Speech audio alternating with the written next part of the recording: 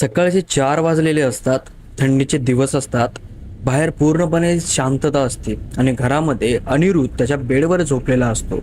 तेवढ्यात त्याच्या फोनवर एक कॉल येतो. अनिरुद्ध त्या कॉलला इग्नोर करतो आणि आपला झोपी जातो. त्याला वाटतं असेल कोणीतरी. परत त्याला कॉल येतो, परत सुद्धा तो इग्नोर करतो. आता कॉल तिसऱ्या वेळेस येतो. त्यावेळेस अनिरुद्ध एकदम रागारागामध्ये फोन आपल्या हातामध्ये घेतो, फोन उचलतो आणि जोरात म्हणतो, हॅलो, कोण आहे? आणि समोरच्याचा आवाज ऐकून अनिरुद्धच्या कपाळाला घाम येतो. अनिरुद्ध पटकर उडतो आणि जसे तसे जे आपले स्वेटर वगैरे आहे ते सगळं अंगामध्ये घालतो, बाईकवर बसतो आणि जिथून फोन आला होता तिथं जातो. तिथं गेल्याच्या नंतर तिथं एक छोटंसं घर असतं. त्या घराच्या अवतीभोवती सगळं असं ओशाड पडलेलं असतं.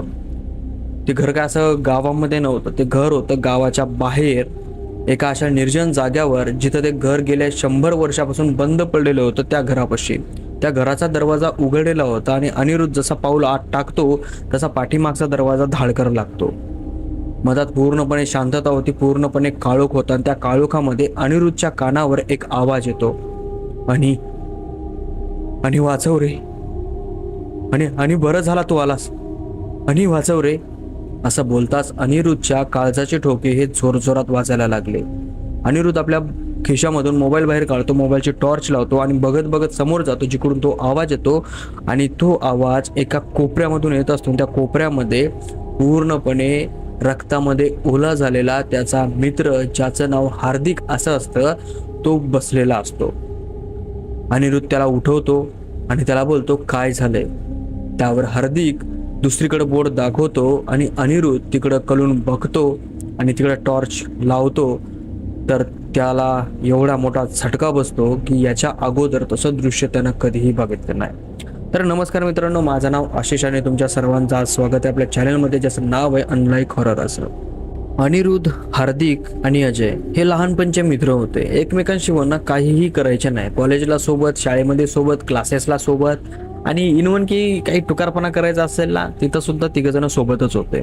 आता तिघा जणांच्या घरची जी फायनान्शियल कंडिशन होती ती सुद्धा बेटर होती. त्यांना कसलंच टेन्शन नव्हतं. एकदम हॅप्पी आणि एकदम चांगल्या पद्धतीने ते पोरं जगायचे.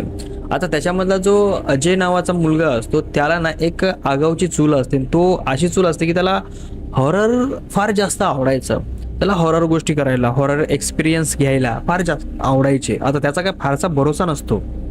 आणि ते म्हणतात ना की जर झोपलेल्या नागाला आपण खुणवतो, घुसळवतो, खेळवतो, तशा प्रकारचं त्याचं काम होतं. आणि असं नाही की त्यांना एखादं काम आवडलं आणि ते केलं नाही. त्यांना ॲडव्हेंचर पण फार जास्त पसंत होते. त्यांना वेगळ्या वेगळ्या गोष्टी अनुभवायला फार पसंत होत्या. आता तिघही जण सारखेच होते, एका मनाचे होते, त्यामुळे तिघही जण सोबत राहायचे. प्रत्येक कामामध्ये, प्रत्येक भांडणामध्ये, प्रत्येक सिच्युएशनमध्ये ते तिघ जण सोबतच असायचे. आता त्याच्यामधला जो अजय होता तो थोडासा वेगळा होता. त्याचे विचार थोडेसे वेगळे होते. आता बरेचसे दिवस झाले होते, तिघही जण आपापल्या घरी बोर झाले होते आणि तिघा जणांनी प्लॅन केला की आपण आता कुठंतरी फिरायला जायचंय आणि फिरून येऊ. आता फिरणं असं नाही की त्यांचं की 10-12 दिवस जायचं, 10-12 दिवसाच्या नंतर यायचं नाही. 2-3 घंटेसाठी कुठंतरी शहराच्या बाहेर जायचं, एखादा असा प्लेस पाहिजे जिथे शांतता असली पाहिजे, थोडं बसायला चांगली जागा असली पाहिजे आणि गप्पा मारायच्या आणि वापस यायचा, अशा प्रकारचा त्यांचा प्लॅन होता. त्याच्यामुळं की त्यांनी एक राईड भेटावी त्यांना. मोटरसायकलवर सोबत जायचं, सोबत यायचं, थोडंसं बसायचं, थोडीशी मजा करायची आणि घराकडे परत यायचं. कारण की त्यांचं पूर्ण शिक्षण झालेलं होतं, कॉलेज झालं होतं, बाकी जे काय करायचं ते सगळं झालेलं होतं आणि सगळेजण आपापल्या लाईफमध्ये थोडेफार सेटल होते. अजय जो होता त्याला नोकरी लागलेली होती आणि जो हार्दिक होता तो घरीच होता, त्याच्या घरचा व्यवसाय सांभाळत होता, आणि जो अनिरुद्ध तो सुद्धा त्याचा व्यवसाय सांभाळत होता. तर अशा प्रकारे या तिघा जणांची लाईफस्टाईल होती. आणि या तिघा जणांनी एक दिवस अशा प्रकारचा प्लॅन केला की आपण कुठेतरी फिरायला जायचंय. प्लॅन केल्या हिशोबाने ते तिघही जण घरातून बाहेर पडले. तिघही जणांनी आपल्या बाईक्स काढल्या, मोटरसायकली, आणि त्याच्यावर बसून फिरायला गेले जिथं त्यांनी ते लोकेशन सेट केलं होतं. तिथं गेल्याच्या नंतर गप्पा वगैरे मारल्या, बसले, मौजमस्त्या केल्या. जितके पण 8-15 दिवसात काय झालेलं आहे एकमेकाच्या लाईफमध्ये ते सगळं एकमेकांना शेअर केलं. बघा, मुलांचं असंच असतं. मुलगा जर त्याच्या खास मित्राला 15 दिवसाच्या नंतर जर भेटला ना, तर त्या 15 दिवसामध्ये काय काय केलंय, त्याच्यासोबत काय काय झालंय, काय काय नवीन केलंय त्यानं, ते सगळं काही त्याला सांगतो. मनामध्ये जितकं पण वजन आहे ना ते सगळं त्याच्या मित्रापाशी काढून टाकतो. आता ही गोष्ट ना कोण्याही मुलापाशी निघत नाही. ज्याचा कोणी बेस्ट फ्रेंड असेल, क्लोज फ्रेंड असेल ना, त्याच्यापाशीच्या गोष्टी अशा निघतात. तर यांच्या असं होतं. तर यांनी एकमेकाच्या मनामधल्या सगळ्या गोष्टी काढल्या आणि रिलॅक्स झाले. यांनी सोबत डबे सुद्धा नेले होते. डबे खाल्ले वल्ले आणि एका झाडाखाली मस्त निवांत अंग टाकलं. आता जो अजय होता त्याचं लक्ष थोडंसं बाजूला असलेल्या घनदाट झाडीवर गेलं. त्यांना वाटलं की यार बरं आहे, झाडी मस्त आहे, या झाडींमध्ये जाऊन एकदा फिरून येऊयात, जंगल टाईप दिसू लागलं ना. आता जो हार्दिक आणि अनिरुद्ध होता ते म्हणले की यार जाऊ दे ना, कुठं जातो तिकडं, जा या, चिलट बिलटेड असतील, काही इन्फेक्शन वगैरे होईल, काय होईल बाबा गावचं, आपण कधी गेलो नाही झाडा झुडपात फिरायला. तर अजय म्हणला अरे काय नसतं रे, तुम्ही चला तर खरं, लय मजा येते. मग तिघही जण त्या जंगल टाईप एरियामध्ये गेले. तिथे गेल्याच्या नंतर ते जे नेचर आहे ते इतकं सुंदर होतं की अनिरुद्ध आणि जो हार्दिक होता त्यांचं मन अगदी भरलं. ते अजयला म्हणायला लागले की यार भारी आहे यार नेचर, आपण आता मोठी ट्रिप काढायला पाहिजे कुठेतरी फिरायला. तेवढ्यात अजयचं लक्ष एका जागेवर जातं, ज्या जाग्यावरची जी माती असते ती थोडी भुसभुशीत असते. आता ती जागा ना थोडीशी विचित्र सुद्धा दिसत होती. त्याच्या आजूबाजूला सगळीकडं पालापाचोळा पडलेला त्या झाडांचा, आणि ती एकलीच जागा छोटीशी वारलेली, सावरलेली. तिथं पाला नाही, पाचोळा नाही, काही नाही, आणि जितके इतकं गोल असं रिंगण असं, आणि त्याच्यामध्ये जी माती आहे ती अशी वाटत होती जशी आखाड्यामध्ये माती असते ना, पैलवानगिरी करण्याच्या आखाड्यामध्ये माती असते बघा, तुम्ही बघितली असेल तर तशा प्रकारची त्या जागेवर माती होती. अजयचं लक्ष त्याच्यावर जातं. अजय तिथं जातो, त्याच्या पाठीमागं हार्दिक आणि अनिरुद्ध सुद्धा जातो. तिथं गेल्याच्या नंतर तिथं एक वाळलेलं लिंबू अर्ध कापून फेकलेलं होतं आणि बाकी काहीच नव्हतं, एकदम प्लेन होतं. आणि थोडंसं असं चढ होतं, असं वाटत होतं की त्या जागेवर काहीतरी पुरून ठेवलंय म्हणून. आता अजय म्हणत होता यार इतकीच जागा कशी चांगली आहे इथं, बाकीच्या जागेवर तर सगळा पालापाचोळा आहे. अनिरुद्ध आणि जो हार्दिक आहे तो त्याला म्हणले की अरे जाऊ दे यार, असू दे, काय झालेलं असेल तर तू कशाला टेन्शन घ्यायलास, चला आपण आपलं निघून जाऊयात. तर अजय म्हणला खरं थांबा तर खरं. हे दोघं जण त्याला काही न बोलता मागे फिरले आणि रस्त्याला निघाले. आता तो जो अजय आहे त्यानं जोरात त्या मातीवर पाय मारला. जसा पाय मारला त्याच्यामधून एक पुस्तकाचं पान बाहेर निघलं. म्हणजे पुस्तकच होतं त्याच्यामध्ये, पण पान बरं उघडं पडलं. अजय खाली वाकला, थोडंसं त्याला सावरलं इकडं तिकडं आणि त्याच्या आतलं पुस्तक बाहेर काढलं. बाहेर काढल्याच्या नंतर तो पुस्तकामध्ये बघतोय तर इकडचे 4 पानं रिकामे, इकडचे 4 पानं रिकामे, आणि सेंटरमध्ये एक वाक्य लिहिलेलं होतं आणि ते वाक्य संस्कृतमध्ये होतं. त्याला वाचता येत नव्हतं. आणि त्याच्या बाहेरचं जे कव्हर होतं ते कव्हरही विचित्र पद्धतीचं होतं, आणि त्याच्या पाठीमागून जे कव्हर होतं ते सुद्धा विचित्र पद्धतीचं होतं. एकदम लालसर कव्हर आणि एकदम विचित्र. हातामध्ये घेतलं तर असं वाटत होतं की काय वेगळी वस्तू हातामध्ये घेतली काय, की पुस्तकासारखं त्याला फीलच येत नव्हतं. अशा प्रकारचं ते पुस्तक होतं. आता अजय थोडा कन्फ्यूज झाला की हे एकच मंत्र कशाचा आहे. मग तो ते घेतो आणि आपल्या जवळ ठेवतो आणि येतो, आणि यांना दाखवतो की भाई हे पुस्तक होतं रे तिथं. तिथं तो जास्त उकरून बघतो पण तिथं काही जास्त नसतं. मग घरी आल्याच्या नंतर जो अजय आहे तो ते पुस्तक घेतो, आपल्या टेबलावर ठेवतो, आंघोळ वगैरे करतो आणि जेवण वगैरे करून आपल्या रूममध्ये परत येतो. आणि जेव्हा तो रूममध्ये येतो त्यावेळेस त्याच्या कव्हरवर अजून एक वाक्य लिहिलं गेलेलं असतं. जेव्हा यानं पुस्तक घेतलं होतं त्यावेळेस त्याच्यावर एकही वाक्य नव्हतं. इकडचे 4 पानं सोडून, पाठीमागच्या 4 पानं सोडून मधात एक पान होतं. त्या पानावर फक्त एक वाक्य लिहिलेलं होतं, ते पण संस्कृतमध्ये.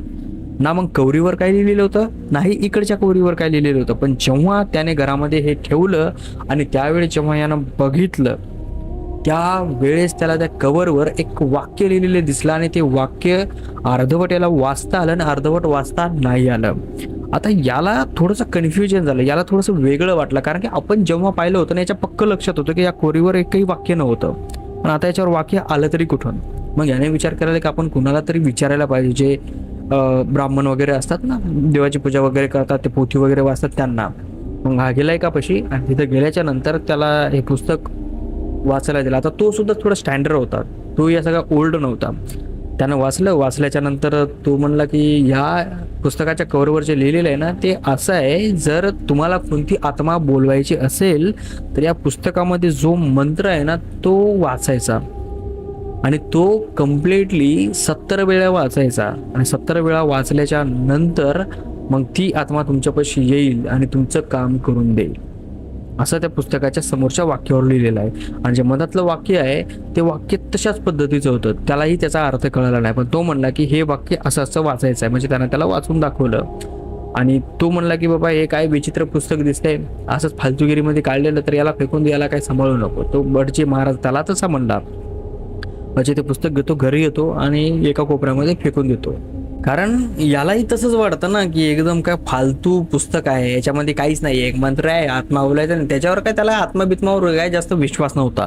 आता ही गोष्ट तो अनिरुद्धला सांगतो आणि हार्दिकला सांगतो. ते पण हसतात त्याच्यावर की हा यार हे फालतू फेकून दिले पुस्तक, कशाला आणलं विनाकारण तू. आपण यानं ते पुस्तक त्याच्या टेबलावर एका कोपऱ्यामध्ये फेकून दिलेलं होतं. 8 दिवस जातात. 8 दिवसाच्या नंतर जो अजय आहे तो निवांत आपल्या घरी झोपलेला असतो.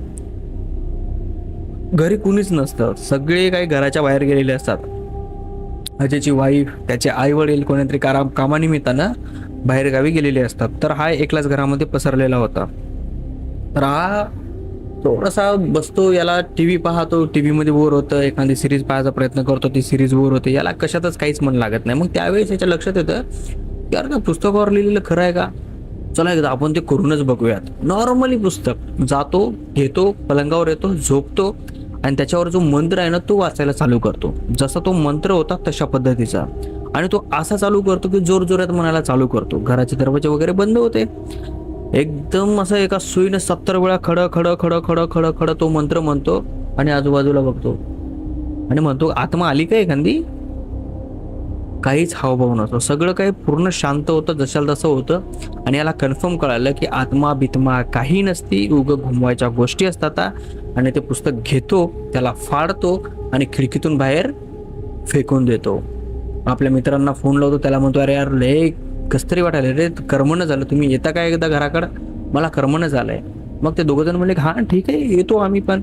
मग ते दोघं जण याच्या घरी येतात. आता 8 दिवस झालेले असतात. आल्याच्या नंतर गप्पा वगैरे टाकतात आणि लास्टच्या गप्पाला निघतं की यानं ते पुस्तक फाडून फेकून दिलंय म्हणून. ते असं असं झालं होतं, मी विचारलं होतं, तर त्यांनी ते पुस्तक उचललं आणि फेकून दिलं असं यांनी त्याच्या मित्राला सांगितलं. तर जो हार्दिक आहे तो म्हणला की काय गोष्ट करायला, काहाला फेकून दिलं रे, माय निदान राहू द्यायचं असतं थोडंसं. तो म्हणतो की त्या खिडकीच्या बाहेर टाकलंय फाडून, बघ जाऊन. तो जातो, खिडकी उघडतो, खाली बघतो, तो पुस्तक शाबेत, कुठेही फाटलेलं नव्हतं.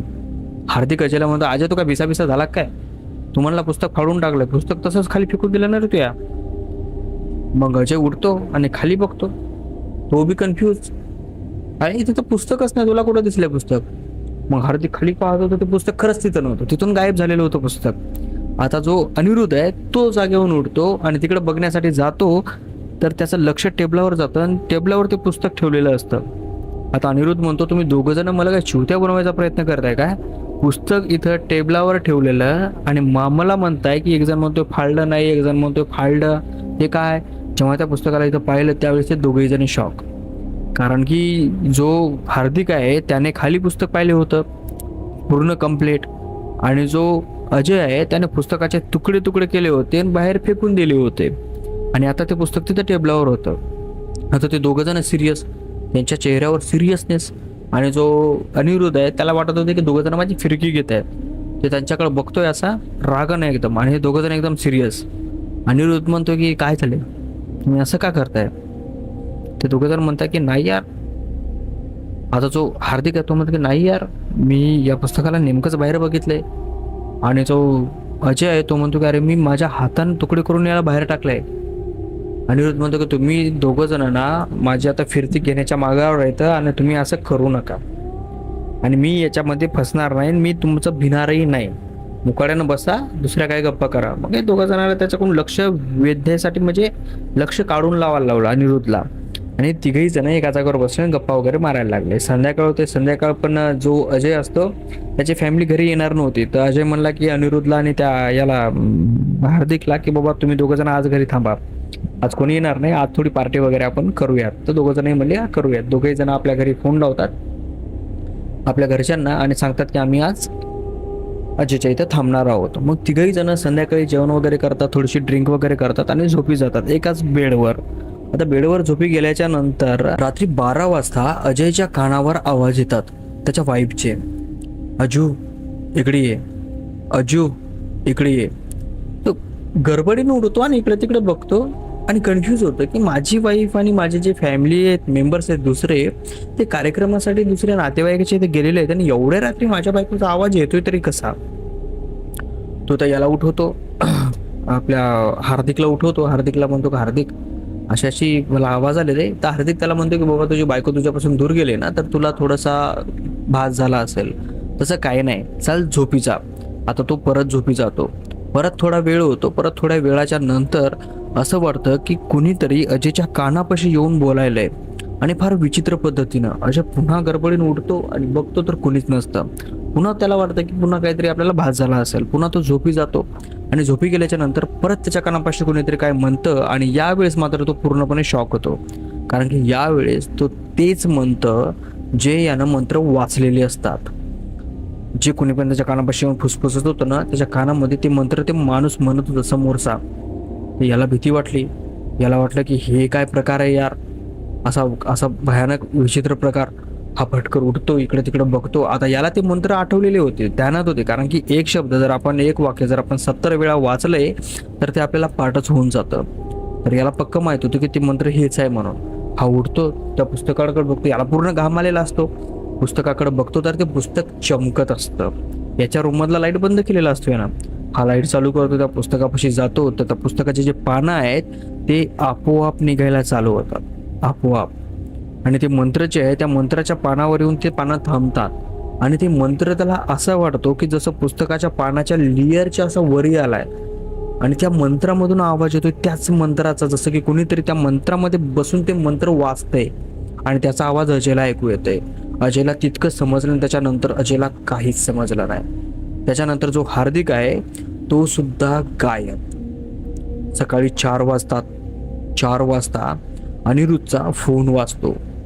तो एकदा इग्नोर करून टाकतो, दुसऱ्या वेळेस येतो, दुसऱ्या वेळेस इग्नोर करून टाकतो, तिसऱ्या वेळेस येतो. तो रागाने फोन उचलतो आणि हॅलो म्हणतो. तिकडून त्याचा आवाज येतो हार्दिकचा. हार्दिक रडत असतो, ओरडत असतो, चिरकत असतो आणि अनिरुद्धला म्हणतो की अनु पटकर ये मला वाचव, अनु पटकर ये मला वाचव, नाही तर मी मरतो. आता हे वाक्य ऐकल्याच्या नंतर जो अनिरुद्ध आहे त्याच्या डोक्याला घाम येतो. तो झटकर उठतो, आजूबाजूला बघतो तर मित्र त्याचे नाहीयेत. तो पटकर फोनमध्ये म्हणतो की अरे अरे हाद्या कुठेच तू कुठेस, तुझं लोकेशन काय आहे. तो त्याला लोकेशन सांगतो की गावाच्या बाहेर म्हणजे शहराच्या बाहेर या जागेवर 11 किलोमीटर लांब गेल्याच्या नंतर एक रस्ता जातो. त्या रस्त्यानं सरळ खाली ये. खाली आल्याच्या नंतर एक तुला घर दिसेल, त्या घरामध्ये मी बसलेला आहे आणि पटकर ये. तू जर नाही आला तर माझा जीव जाईल. असं म्हणल्याच्या नंतर जो अनिरुद्ध आहे तो गडबडीनं उठतो, कपडे घालतो, आपले स्वेटर वगैरे घालतो आणि भर हिवामध्ये, थंडीच्या कडाक्याच्या हिवामध्ये त्याला गरमी व्हायला लागते. इतकं त्याला भीती वाटायला लागली, त्याचा काळीच धडधड इतकं करायला लागला. आणि तो जसा बोला तसा त्याचा फोन कटतो. फोन कटल्याच्या नंतर याच्याही मोबाईलला नेटवर्क राहत नाही. हा पटकर बाहेर येतो, गाडीला किक मारतो आणि जिथं त्यानं लोकेशन सांगितलेलं आहे त्या रस्त्यानं तो निघतो. आता ते लोकेशन दुसरं कुठलंही लोकेशन नव्हतं. ते लोकेशन होतं जे हे अगोदर जिथं पुस्तक ते सापडलं होतं त्या जागचं, त्या छोट्याशा जंगलामधचं लोकेशन. आणि ती जी जागा होती ज्या जागेवर पुस्तक सापडलेलं होतं त्या जागेवर ते ॲक्च्युली घर होतं, पण ते त्यावेळेस यांना दिसलं नाही. आणि याच्या डोक्यामध्ये ते लोकेशन होतं. त्यामुळे हा सरकन तिथं गेला. तिथं गेल्याच्या नंतर बघितलं तर त्या जागेवर एक घर होतं, एक दरवाजा होता. आणि त्याच्याकडे बघितल्याच्या नंतर हा कन्फ्युज की इथं तर पहिले घर नव्हतं, आता घर आलं कसं. घर असं वाटत होतं जसं की 100-150 वर्ष झाले ते बंद पडलंय. त्या घरावर पूर्णपणे आपल्या मुळ्या चढलेल्या, झाडं फुटलेले. त्या घराला असं हे असतं ना आपलं हिरवट फुटतं, पाणी जास्त पडल्याच्या नंतर त्याच्यावर शेवाळ फुटलेलं, अशा प्रकारचं ते घर होतं. त्याचा दरवाजा होता ते की अर्धवट तुटलेला होता, पण जड होता, मोठा दरवाजा होता आणि ते उघडलेला होता. अनिरुद्ध बाहेर गाडी उभी करतो आणि हळूवार मदत जातो. दरवाजात तो जसा जातो, जो पाठीमागा दरवाजा तुटलेला फुटलेला तो बंद होतो आणि तो दरवाजा बंद झाल्याच्या नंतर बाहेरचं काहीच दिसत नाही, पूर्णपणे क्लिअर अंधार. तो दरवाजा उघडण्याचा प्रयत्न करतो पण दरवाजा उघडल्या जात नाही. अनिरुद्ध आपला मोबाईल खिशातला बाहेर काढतो, टॉर्च लावतो आणि इकडे तिकडे बघण्याचा प्रयत्न करतो. याला कुणी दिसत नाही, पूर्ण काळोख दिसतो, याला काहीच दिसत नाही. तेवढ्या त्याच्या कानावर आवाज येतो रडण्याचा आणि तो रडण्याचा आवाज असतो हार्दिकचा. अनिरुद्ध त्या रडण्याच्या आवाजाकडे हळूवार जातो, बघतो तर एका कोपऱ्यामध्ये हार्दिक पूर्णपणे रक्तात लालबुंद पडलेला बसलेला आहे, एकदम शांततेनं. त्याच्या अंगावरचे कपडे फाटलेले आहेत, त्याच्या चेहऱ्यावर रक्त, अंगावर रक्त, केसांवर रक्त लागलेलं. तो तिथं जातो. तिथे गेल्याच्या नंतर बघतो आणि त्या हार्दिककडे बघितल्याच्या नंतर अनिरुद्धचं असं अंग चळचळ कापतं ना. ते इतकं डेंजरस म्हणल्याच्या नंतर इमॅजिनेशन करा, अर्ध्या रात्री तुमच्या मित्राचा फोन येतो, एका अशा सुनसान जागेवर तुमचा मित्र तुम्हाला बोलवतो. तिथं गेल्याच्या नंतर तुमचा मित्र पूर्ण लुहान रक्तामध्ये झालेला आणि त्या घरामध्ये पूर्ण अंधार. काय वाटेल? भीती वाटेलच ना. तसंच अनिरुद्धचं सुद्धा झालं, त्याला फार भीती वाटत होती. आणि हे सगळा प्रकार पाहिल्याच्या नंतर त्याचं पातळ झाली, एकदम खतरनाक पद्धतीने फाटली होती. तो कसा बसा त्या हार्दिकच्या खांद्यावर हात ठेवतो, हार्दिक कसा दचकतो आणि अनिरुद्धकर बघतो. तो अनु म्हणत म्हणत त्याच्या गळ्यात पडतो. आता जो अनिरुद्ध आहे तो शांतपणे त्याला गळ्यामध्ये घेतो आणि त्याला विचारतो, काय झालंय तुला? तो रडायला लागला आणि तो म्हणला की अरे भाई लय भयानक कांड झाले. आणि तो तिकडं बोर्ड दाखवतो, जिकडे त्यानं दाखवायचं होतं तिकडं. अनिरुद्ध मागं वळतो, जिकडे त्यानं बोर्ड दाखवलं तिकडे टॉर्च वरी करतो आणि हळूवार समोर समोर जातो. जसा तो समोर समोर जातो तसा तसा त्याच्या डोळ्यासमोर एक स्त्री उभी असते आणि ती स्त्री एक विचित्र पद्धतीचे कपडे घातलेले असते. तिच्या डोक्यावर एक मुकुट असतं आणि तिच्या हातामध्ये अजय असतो.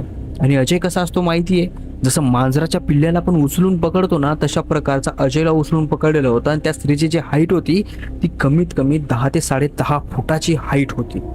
आणि त्या स्त्रीने अजयला हातामध्ये पकडलेलं असतं आणि त्या स्त्रीचे जे नखं असतात ते अजयच्या कातड्या तिथं घुसलेले असतात. आणि अजय असा चळचळ चळचळ कापत असतो, त्याच्या अंगातून असं रक्ताचे थेंब खाली पडत असतात. आणि ती स्त्री तो उभी असते. हे पाहिल्याच्या नंतर अनिरुद्ध खतरनाक पद्धतीनं असा खंगळा झाला, त्याला काही समजलंच नाही. मग ती स्त्री म्हणते, माझी इच्छा पूर्ण करा तेव्हा मी तुम्हाला सोडेन. आता असं म्हणल्याच्या नंतर हा कन्फ्यूज, हिची इच्छा काय बाई? मग ती म्हणली की मला कच्चं बकरं पाहिजे, चालतं जिवंत, ते आणून द्या. ते जर आणलं तर मी तुम्हाला सोडेन. मग अनिरुद्ध असा गडबडीनं बाहेर येतो, त्या हार्दिकला सोबत घेतो आणि तसंच बाहेर निघून जातो की कच्चं बकरं आणायचं. एका जागेवर एक माणूस राहत होता, त्याच्या घरापुढं बकरं होतं. ते बकरं उचलतो आणि सरळ तिकडे घेऊन जातो त्या घरामध्ये. तिथे गेल्याच्या नंतर ते बकरं ठेवतो आणि ती जे आत्मा आहे, ती जी स्त्री आहे, ती त्या याला अजयला सोडते खाली. अजय असा खाली पडतो, असा गुंडाळूनच असा पडलेला असतो. ती येते समोर, त्या बकऱ्याला घेते आणि असं खाते जसं की ती एखादा लेग पीस खातीये. अशा प्रकारे त्या बकऱ्याला खातीये. आणि तेव्हा ती जोरात हसते आणि म्हणते, मी आता तृप्त झाले, आता मागा तुम्हाला काय पाहिजे? आता जो अनिरुद्ध आहे त्याला कळत नाही की हे चाललंय काय म्हणून, तरी तो म्हणतो की माझ्या मित्रांची जी ही हालत झाली आहे, यांना पहिल्यासारखं कर. ती एका सेकंदाच्या आत यांना पहिल्यासारखं करते आणि तिथून गायब होतं. ती जशी गायब झाली तसं ते घर सुद्धा गायब होतं. आणि हे दोघं जण त्या जंगलामध्ये असं मोकळ्यामध्ये उभे राहतात, दोघं तिघं जण. जो अजय आहे तो सुद्धा तिथं येतो आणि त्याला ती जागा परत दिसते, ज्या जागेवर ते पुस्तक ठेवलेले असतं ते पुस्तक सुद्धा त्याला तिथं ते परत दिसतं.